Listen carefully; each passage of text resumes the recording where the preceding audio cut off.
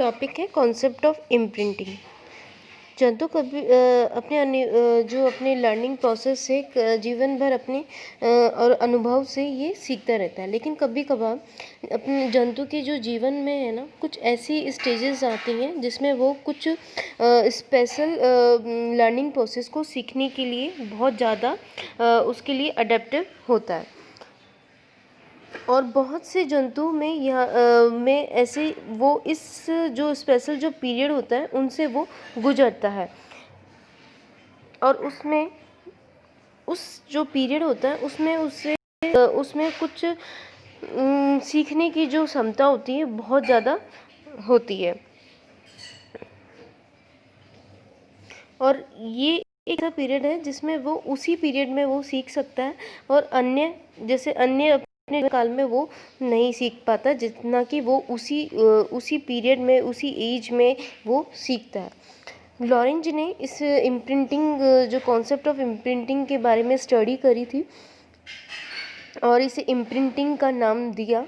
और उन्होंने लॉरेंज ने अपनी जो बुक थी किंग सोलोमन्स रिंग में बहुत अच्छे उन्होंने डायग्राम्स मतलब कि एनिमल्स पर, जंतु पर इम्प्रिंटिंग के बारे में उन्होंने स्टडी किया।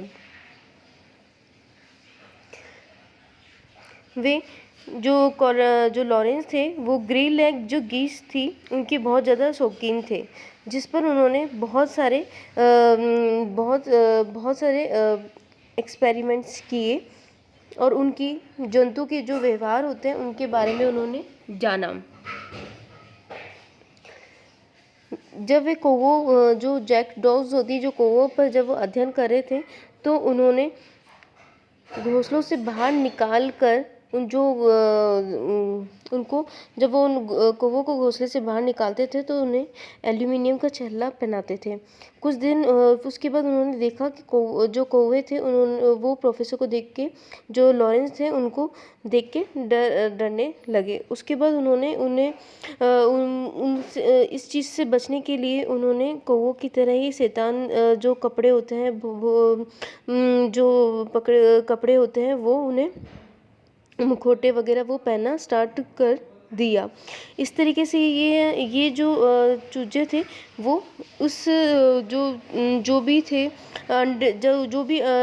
जो भी उनके एग से निकलने वाले जो कौवे के चूजे थे वो लॉरेंज के प्रति इम्प्रिंटेड हो गए।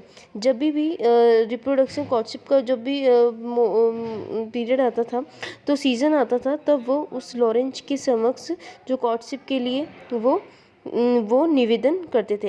इसके लिए उन्होंने वो जो कौवे थे वो दांतों पर अपनी चोंच मार कर मसल कर अपनी लार में मिलाए कीड़े उन्हें खिलाते थे।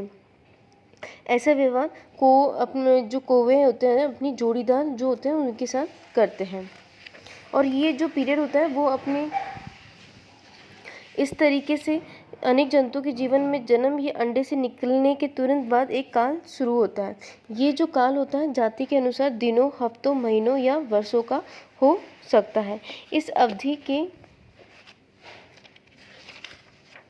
के दौरान जिसे क्रिटिकल पीरियड कहा जाता है, ये अपने पालकों के पीछे चल कर उन्हें पहचानना सीखते हैं।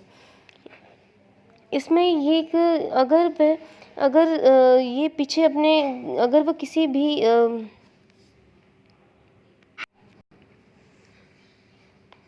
अगर इस क्रिटिकल पीरियड में वे अपने जो पेरेंट्स होते हैं उसके पीछे चलकर उन्हें पहचानना सीखते हैं तो उसे फिलियल इम्प्रिंटिंग कहते हैं। अगर वे बिना टाइम पीरियड के अगर वो घूमे ही जा रहे हैं अपने लर्निंग के प्रोसेस के बाद और एडल्ट होने के बाद भी जोड़ीदार को उसके पीछे अपने पेरेंट्स के पीछे जा रहे हैं, उनके पीछे चल रहे हैं तो उनसे को देख के सीख रहे हैं, तो इसका मतलब ये है कि वो अपने जोड़ीदार को पहचानने में वो ये सारी चीज़ें उनसे सीख रहे हैं, जिसे हम सेक्सुअल इम्प्रिंटिंग कहते हैं। अगर जैसे कभी कभार क्या होता है कि वो अपने जैसे अपने पेरेंट्स के पीछे देखते हैं और उनके अपने जोड़ीदार को पहचानना सीखते हैं।